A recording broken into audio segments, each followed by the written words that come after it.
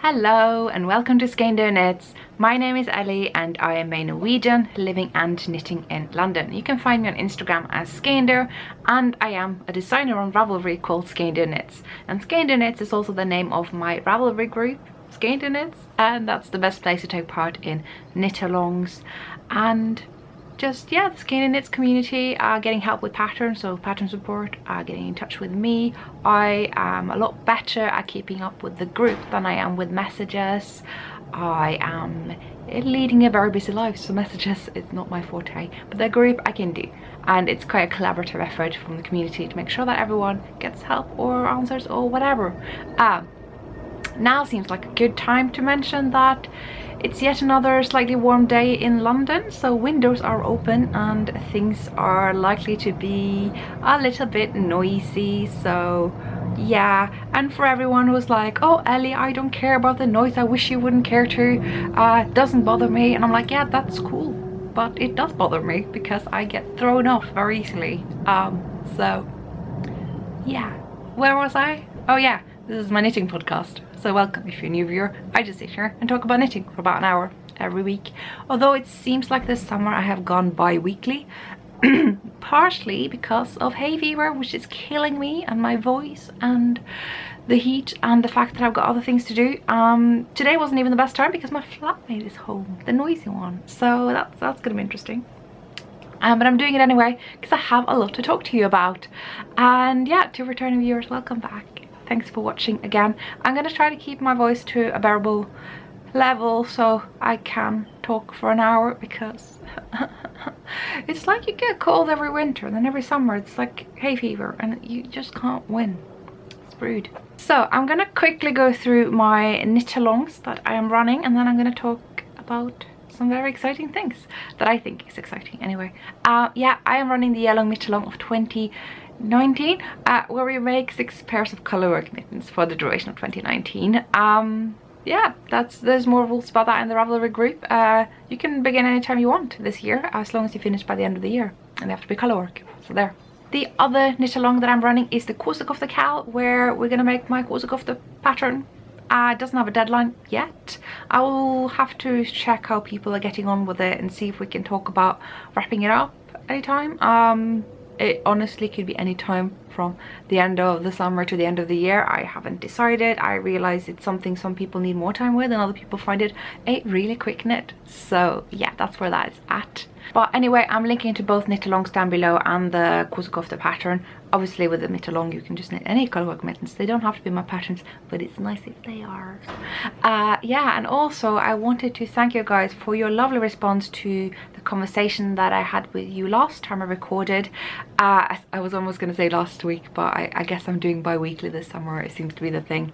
But I brought up the issue to do with how when some share photos of something they're knitting, they tend to include the printout of the pattern, and that's not really on, because charts are showing in full or in part or text, and it's just not actually legal sharing of someone's legal creative property.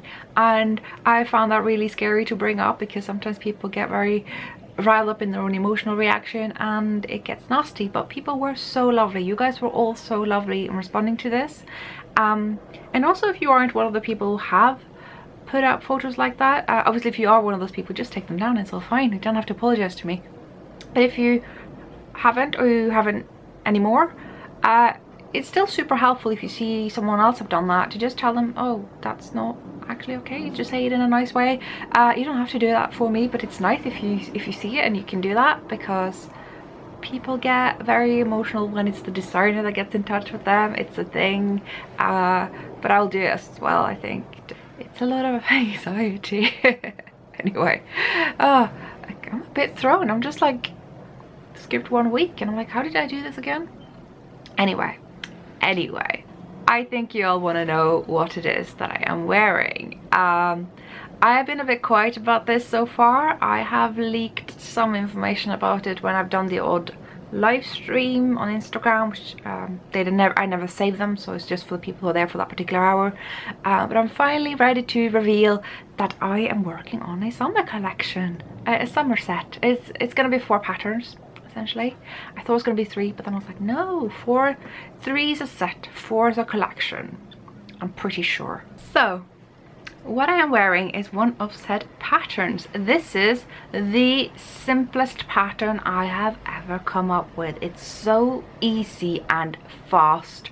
I think I used about, I'm gonna guess, 600 meters of DK weight cotton linen yarn on a 5.5mm needle.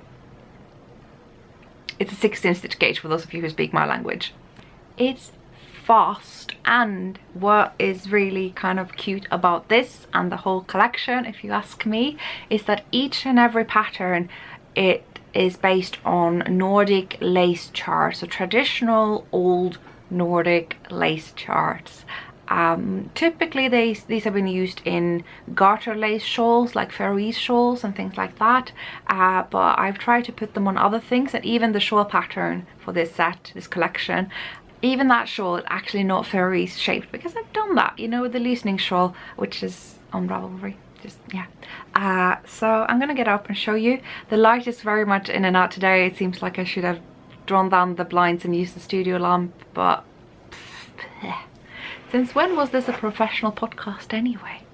So this thing is a bit damp, which is kind of why it's hanging a bit more than it normally does. It usually has a bit more hold, but it's still drying. And usually, I don't know if you do this a lot with soaking knitwear, but it tends to be a lot more, has a lot more give to it when it's wet than when it's dry, and it kind of oomphs up a bit.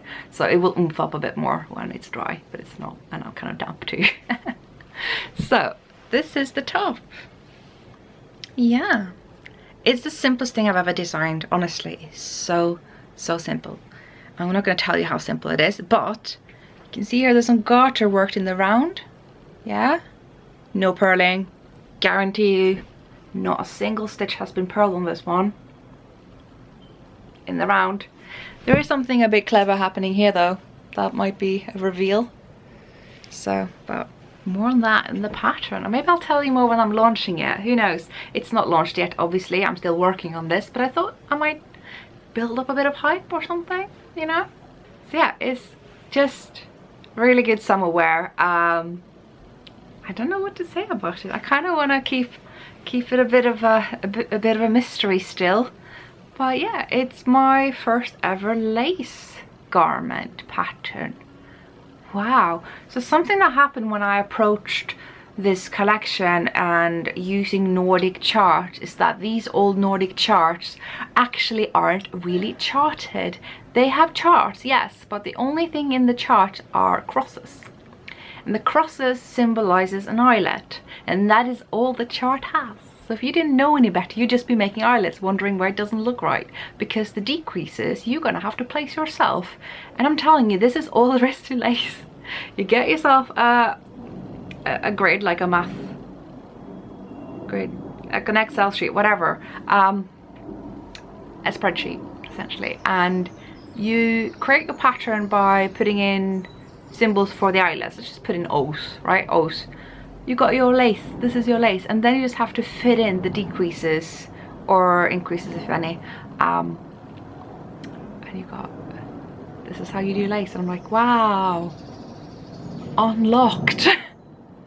So I've unlocked lace, and I can design a lot more freely with lace now. And so each and every pattern for this collection, all 4 of them, will have Nordic lace charts used in a different way on different types of things. So that's the first top. I haven't come up with a name for it yet. When I was making it, I was like having a lot of fun with like words that start with S. I'm like, Skeindeer super simple summer shirt. That it's so corny. But then you got the socks and you got the shawl, and they all start with S. But then I came up with a tank, and I can't think of a synonym for tank that begins with an S.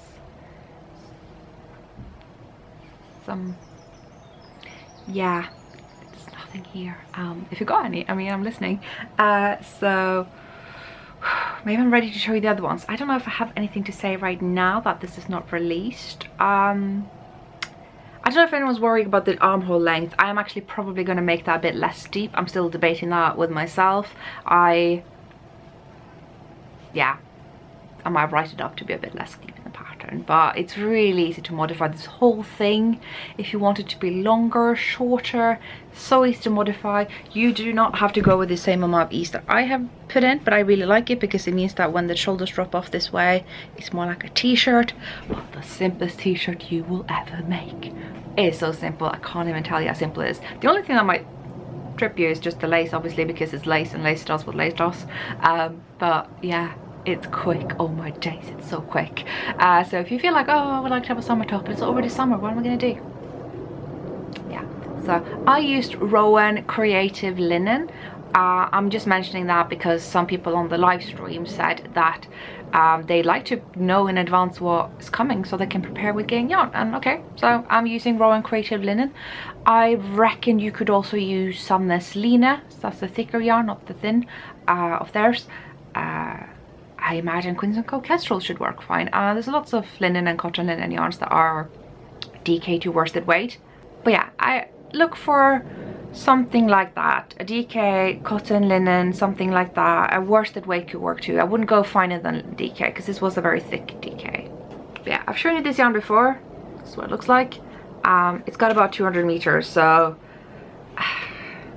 yeah, some would argue that this is worsted, but worsted, we don't really operate with worsted in the UK, so that's probably why it's not called worsted. So maybe it's fair to say that's worsted. The other thing I want to say, it's neither warm nor heavy. I think a lot of people worry that a thick yarn is going to be both, and that's not something you want in summer. This feels very light. It weighs, what, 250 grams or something on me. I'm size 6. There's going to be 15 sizes altogether, whatever that's worth. I always start by grading. I grade before I design even. I just like, okay, let's see. I know the gauge, I know the thickness of the yarn. Let's see what sizes I can create with that in the construction that I want. And then we put in the design elements. That's my method. It seems to work, and it means that it's easier to make my idea work across sizes, which is obviously people want all sizes to work for the design, not just the size that I'm making for myself. So yeah, that's kind of part of my little process there that I might talk more about in the future. We'll see. But you know, it's my business secret too. I might not be that giving, but it's fun to talk about. Oh, dilemma. Anyway, Rowan Creative Linen, upcoming pattern. I don't know exactly when it's gonna come. It's gonna come as a collection. I am aiming for sometime in July. It will depend on 2 things, 3 things arguably. When I finish, when I get to photograph them, and when I get around to send it to my tech editor and get them back again. So yes, but we're aiming for July.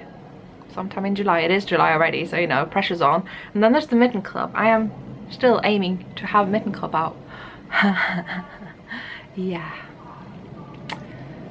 It will happen, but you know, there's also the thesis. And anyway, you want to hear about the projects that I have made, right? Right? Ignore the non-woven in ends, but I have finished a pair of socks. Ta-da! Again, following the theme, using Nordic charts. This, I believe, is, if not the same, pretty close to, I think it's the same chart that I use in the loosening shawl. So you could have socks that match loosening. Huh. So that's pretty fun. I'm using Garnsurr yarn. If you don't know about Garnsurr, where have you been, honestly? I think they've recently been absorbed into the Stephen and Penelope universe now, so they're using that yarn, so that's saying something about the quality. But this is a Norwegian yarn dyeing company, which started out as a Norwegian language teaching project for refugee women, but also employing them as yarn dyers to both get work, to know the Norwegian culture and obsession with yarn and knitting, and learn a language. Was that the first thing I listed? No, it's not. Anyway, it's an amazing project, honestly. If you want to read up about Garnsurr, do it. Oh my god, I love them so much. Everything that they're about. And I had this in stash. I've had it for a while. I do have, I think, I've got quite a few skeins of theirs, and I thought, you know what, this is such a nice summery colorway that it will work well for a summery collection. So got a pair of lace socks. And to everyone who's been telling me that they wished I could release just my favorite heel pattern into like a vanilla sock recipe or something, and I've said, nah, this is the closest thing you're ever gonna get to that, because apart from the lace, this is my vanilla sock recipe really, with that particular heel that has a combination of a slip stitch short heel flap, half a German short row heel turn, and a fairly short gusset. It's really nice to use for self-striping socks as well, because it's not super deep, this gusset. It's not very big. I like it because it gives a lot of room for the heel under the ball of the foot, and this heel flap is mainly made to snap to the back of the heel so that the sock stays up. I love that. So yeah, this is like the stupidest thing I've ever done. I'm just like telling you about something you can't get yet, but hopefully, you know, you might start thinking about it. I don't know. I hope I can get it out to you in a couple of weeks, a week or two. Yeah. Oh. It will depend on the next 2 projects that I'm going to show you, okay? Because that's where it falls on, really. So yeah, again, I don't have a name for these. Again, I'm thinking just like Skeindeer super simple summer socks, but again, it's cringy. It's so cringy. Why can't I come up with better names? I might just look into random words or something. I don't know. What do you think when I was like naming my pattern something Norwegian and then nobody can pronounce them? Is that fun? Is it fun when like Amy starts to knit them and can't pronounce them and we all get a laugh? Or should I come up with something that everyone knows what it means? I should have stronger opinions about this. I have a lot of strong opinions on most things, but this, I'm like, I could go either way. I like how they look. As for the sock blockers, this is the Bryson / Bryspun sock blockers. I got them from Loop London, which is one of my local yarn shops that is, you know, a destination in its own right here in London. So yeah, they're really good. I like them. Socks dry really quickly on them, and I actually use the largest size and they seem to fit my feet, even though my feet are pretty average kind of white woman's feet. So yeah, seems to work fine. And bought what,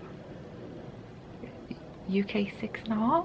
I don't know UK sizes, so I might be wrong, but for whatever that's worth, these socks will come in 3 sizes: small, medium, large. I realized the irony that I've always advocated for not using small, medium, large in grading. This is just because there are 3 sizes and they're relative to one another. They don't actually mean anything for the wider population. They're just like, these are the 3 sock sizes. I might call them 1, 2, 3 as well. I think most women will probably just need the medium, but I'm including the other 2 as well. So it's socks, they're elastic. I mean, you don't even buy socks based on size in the shop, but I thought I'd include that anyway. So there, upcoming sock pattern alongside with this top. So we just get them together. Yeah, suddenly Skeindeer is designing glaze. What is happening? But it's all Nordic. I'm not abandoning the Nordicness just yet, the whole Scandinavian thing. I don't know, sometimes I use Nordic rather than Scandinavian because it's more inclusive of Iceland and Finland, but I don't care when it's used interchangeably. I really don't care. I like to point out when people get it wrong, but really just call it Scandinavian. It's all Scandinavian lace, okay? Scandinavian. Oh, this could be a good photo for the video. I don't know what I'm doing. It's got really good light right now, so I'm like, stay this way, son, just stay this way. So I'm going to be a bit unconventional today and do acquisitions before works in progress, because the acquisition links directly to the work in progress. So there. I wanted to make a summer tag for this collection because I thought that would be a 4th pattern, and a 4th pattern means that we have a collection rather than a set, because my brain thinks like that and I don't know why. So I thought I'm gonna go to SKD Yarns, which is the best place I can get Sandnes yarn. And if you don't know what Sandnes yarn is, it's like Norway's answer to Rowan, right? It's probably the biggest yarn company we have in Norway. They're not like the most Norwegian company. I would give that title to Roma and Hillesvåg, but Sandnes is like the big staple company. It's like, yeah, it's Norway's Rowan, and I can get them through SKD Yarns rather than every yarn shop in Norway that seems to stock them. It's not every, but almost, like 9.9 out of 10. And I wanted the cotton linen blend. It's quite popular in Norway nowadays, and I wanted to try it, and I thought, oh, okay, that will fit with the summer tank I have in mind and the gauge I wanted on and all that stuff. And that colour looks nice. It's a really nice dark grey purple. Yeah, only when it arrived. It's lavender. What? See, it's actually coming up quite nice on camera. I'm not sure this is the color that cameras hate. It just makes it look nicer. But it's far too lavender lilac for my taste. I do not like this color. I know it's not that far away from the colors I do love, but this is just a bit too early 2000, when we all wore like stupid pearls necklaces and like these like weird triangle cloths on our heads and belly tops, and I'm just like wrong flashbacks from my early teens, late childhood. No. So Tynn Linen, it's an amazing base. I love this base. This is really soft for cotton linen. It is quite lovely. It's got generous meterage. I think it's got 220 meters per 50 grams. For Norwegian yarn, that's actually a lot. I don't know why they're just not usually like that. I would have loved to use this yarn, but I can't with this color. I'm gonna look horrible in it, horrible. Literally all my friends who have seen this yarn and myself together, when I've showed them that I got this in the mail, were just like, you should not be wearing that. Just no. And I agree, it's not really up for discussion. If you think it will look fine on me, that's fine. I don't really, it doesn't make a difference. I am not keeping this. I'm not keeping it for myself. If I end up knitting with it, it won't be for me. So I got 4 just to be safe. I could probably done with 2 or 3, but yeah. So this has not been cast on as I had planned. I ended up getting something from Loop instead. So not to bash Tynn Linen by Sandnes, this cotton linen blend. It's just not my color. I would have bought it again in a different color for sure. I would also encourage Sandnes to expand the color range, because I like saturated, dark and deep colors. And I know that's not an appropriate summer color, but it's what I like, obviously. But luckily I have a friend who works at Loop, and we were going to meet up in the evenings. I was like, can you just bring me this Isager Boumulin yarn that you've been talking about, because they have a fingering weight cotton linen blend as well. And we were going to go up to the Hackney Downs open studio, which is just up the road, because that's where Pom Pom is based, and they were part of the open studio, so I wanted to check that out. And I got to see a lot of the recent samples that they have on display. I got to try on quite a few. I really liked the cardigan by Amy Christophers. It fit me like a glove. It's the exact right size. I will also say, if there was one thing I picked up from that, was that, I mean, I applauded Pom Pom earlier for their kind of broader size inclusivity in the photos that they've had in the past. Now that I've seen the samples, I'm like, that's not very big. That's not very big. So just put that out there. But they were lovely to see. It was lovely to meet the Pom Pom girls as well. I got to see the water clover tank, and I'm like, yep, that's still gonna happen. I even got the chance to measure the gauge, so I can kind of know how I can make sure I'm measuring it the same way when I was watching, because it's gonna happen. But anyway, I didn't come here to talk about that. I was gonna talk about the yarn that my friend got me from Loop that I will have to pay her back for. I got 4. And yeah, it's nearly the same color. I realized I was hoping to do something different. That's why I got the purple, but I guess, does it matter? So it's not actually the same color. It's not quite. This is a lot darker. Obviously, this is a very clear green, bluish green. So it's like folding because it's still damp, but I'm sitting with it. Oh well. Wear it when it's dry. Pattern recommendation from the designer here. So yeah, this is a lot darker. It's more blue than this is more green, if that makes sense. I got 4. It does have less meters. Yeah, it comes across as finer than Tynn Linen. It doesn't feel as soft, but I reckon they've just done more to this yarn to make it soften up already, which will happen to linen in time. Because this does actually have a higher cotton percentage. It's more 65-35 blend, whereas this is a 53-33, with linen being the least. 210 meters rather than 220. It's nice. Isager always makes their yarn look super luxurious. Like basically when you take the label off, you'll find there's a rubber band around that you take off, and then the yarn just kind of starts coming off because it's really, really slick. And inside there's like a cardboard wheel, so that's why they look so super nice. And the reason I'm bringing up my acquisitions, so 4 of these is because the fourth has been knitted up, and it's part of work in progress. So I spent all of yesterday doing this, and it actually attached to 2 needles right now because I tried it on and it fits really well. I looked at it and I thought it's a bit small, but actually it fits me perfectly, so you know, means all my maths and gauge and all that is correct, and this is what it looks like. I may have to undo my bind off at the lower back because it's hanging a bit and I want it to obviously sit up, so I might just do that a bit tighter. Everyone does their bind off differently. I'm trying to do mine more loose, and sometimes that comes back to bite me, so yeah, things you didn't need to know, honestly. Yeah, so it's a very simple sleeveless shirt, I guess. It's a tank. I'm basically shaping it according to the camisole I'm wearing. I always wear these simple H&M tank tops under all my clothes, if you wanted to know, and I love exactly how they have like these adjustable straps and the way they sit around and stuff. I just try to match that. Turns out shaping the neckline whilst shaping the underarm at the same time, it's a pain to grade them right up, so that's why it sits a bit higher and it actually looks really cute. So I'm sticking to it, and it makes it look a bit tougher as well. There's not so much, yeah, I don't know, it looks a bit cool. I think it's going to suit a lot of different styles, a lot of different people. Obviously I'm going to be grading this for I think 15 sizes as well. I tend to go from about 31 inch to 61 or something like that. This is actually a no ease top, so it will have no ease at the bust, but that means it will be looser pretty much the rest of you depending on how you're shaped, but you may have to take that into consideration. So this looks pretty bland right now. It's just stockinette. Yeah, working in the round after having done the front and back separately. It's gonna have lace.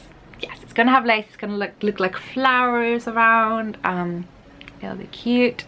So basically I have to power through this one. I last night picked up for the armhole and the neckline, which is very simple. Just pick up stitches, do a round and bind off again. It's nothing fancy. So yeah, I don't know if there's much else to say about this right now. Well, there are some interesting construction tricks. I had borrowed a bit from the Ziggurat book, where credit will be given where credit's due, believe you me. This book right here, it's got this really clever shaping method, which I only used for the back because the front straps are straps, it doesn't really matter. But I thought for the back, just to kind of give it that little dip at the back, I'm working some short rows at the far end of each end, which I borrowed from that book. So yeah, it's a bit of zigguratting happening in here. And what else is there? A bit of provisional and slip stitches, like I'm slipping, also something I learned from Åsa, slipping the second stitch on each edge so that you can hide the pickup underneath the slip stitches, which I think is pretty neat. Just one of those little eye to details thing I like to put in, which nobody's gonna notice. So yeah, it's a simple tank. This is obviously a very unmassaged linen blend right now, so it doesn't come across as very nice and soft and flowy, which I expect it will be in time. It is very tempting to knit up a sample in this as well and use a model whose complexion is different than mine, so we can show off this design in different ways, but I have no takers, so bummer.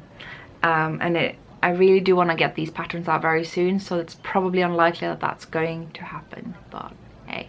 So this tank top's happening again. I don't know if I can think of a word instead of tank that starts with S.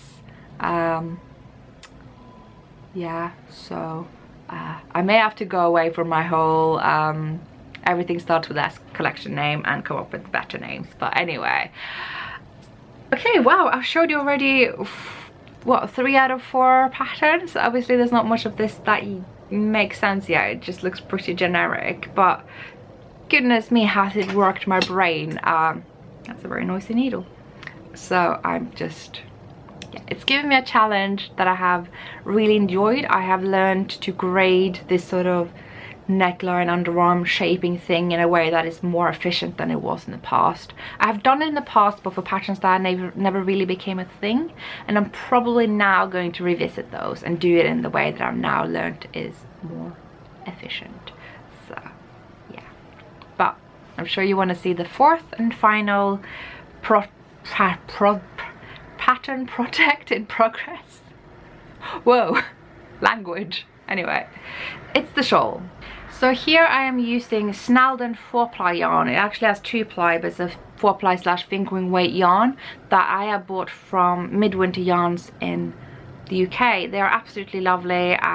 They get a lot of yarn in from Nordic countries, Scandinavia, being Swedish, half of them anyway, and yeah, they're absolutely lovely, and I love that they have this Faroese yarn that's otherwise quite difficult to get hold of. And the idea when I bought it was to make Faroese shaped shawls, but I seem to have done something else entirely, but still keeping that Faroese vibe. So it's a corner to corner shawl that is sort of crescent shaped, but without that annoying twirl and awkward shaping that crescent shaped shawls tend to have, that I don't like personally. I don't have an agenda against them, I just tend to avoid them. This is corner to corner, so I should avoid that. Yeah, so I am now increasing along this eyelet row until I have my full stitch count for the full depth of the shawl. I'm a couple of stitches off, I think, and then I'm just gonna knit that straight across until I start decreasing again. But the tricky thing with this shawl that I came up with on the go was that I wanted to have a knitted on border, but I don't like knitted on borders unless I can do them all in one go. So I'm doing it as I'm working the body of the shawl. So that is being increased as well alongside here until we have the full stitch count, and now I'm just working that straight across while still increasing for the body of the shawl. No idea if that's a recipe for disaster or success, but so far it's working out pretty well, so I just have to finish basically. It's a very simple lace chart, just yeah, I really like it. So it's gonna be sideways, right? It's gonna be like this. This will be the end of the whole wingspan, and I do like my shawls quite big. This will probably take me some time, but good news is I'm working on a 6mm needle, so it's pretty quick. Most of these projects are fairly quick. I'm gonna say the tank top is probably the least quick of the two, but honestly, consider that I did all this yesterday. It was a whole day, mind you. It's doable. It is definitely doable.